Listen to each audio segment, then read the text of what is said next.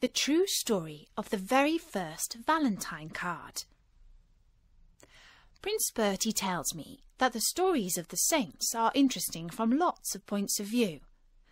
The saints were extremely brave and very good people. Many places and quite a few days of the year are named after saints. But what's most interesting of all is that the life of each saint sums up a certain special something. St. Valentine's Day falls on the 14th of February, and it's one of my favourite days of the year because it's a celebration of love. If there's somebody you really like, you can send a card to them and not say who it's from.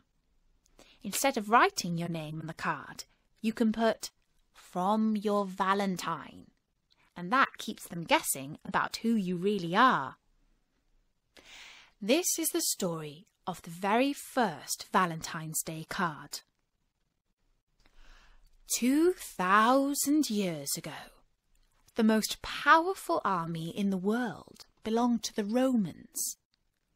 The Romans were so strong that they conquered almost all of Europe and parts of Asia and Africa. But then they began to grow very rich and a little bit lazy.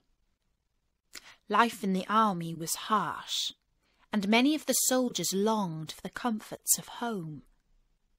They wanted to get married and set up families. The emperor, whose name was Claudius II, grew worried that his army was growing soft, and so he made a law that no soldier was allowed to get married. By that time, many of the Romans were Christians, and one of their leaders was a bishop called Valentine. He believed that if a man and woman fell in love with each other, they should get married, and so he decided to let soldiers get married in his church, even though now it was against the law. The soldiers' weddings were meant to be kept secret, but as you know, all secrets are hard to keep, and soon the word got out. Valentine was arrested and brought before the emperor, who demanded that he stopped helping soldiers to marry, and instead that he pray to the gods of Rome. When he refused, the emperor sentenced him to death.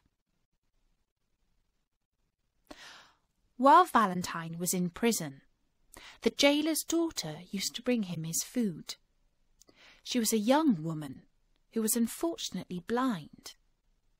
She and Valentine used to spend long hours talking to each other, and soon they fell in love.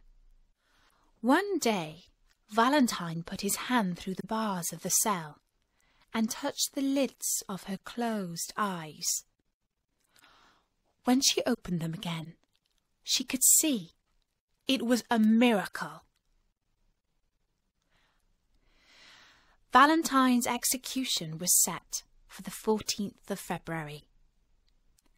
On his last night on earth, he wrote his final message to the girl. He signed his love letter, "From your Valentine."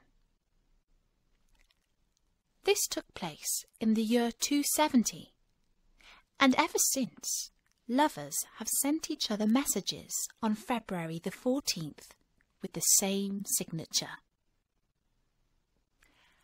And that's the story of St. Valentine. And Bertie told me another piece of interesting information about the history of St. Valentine's Day. In the year 1415, while the French Duke of Orleans was imprisoned in the Tower of London, he wrote a Valentine's Day poem to his wife, and it began, "On St. Valentine's Day, the lovely sun, carrying along its lighted candle, made its way that fine dawn, not long ago, into my locked chamber, all in secret." I hope that every February the 14th you receive a special Valentine's Day card. But if you don't feel left out. One day you will find your true love. That I'm sure of. Bye-bye!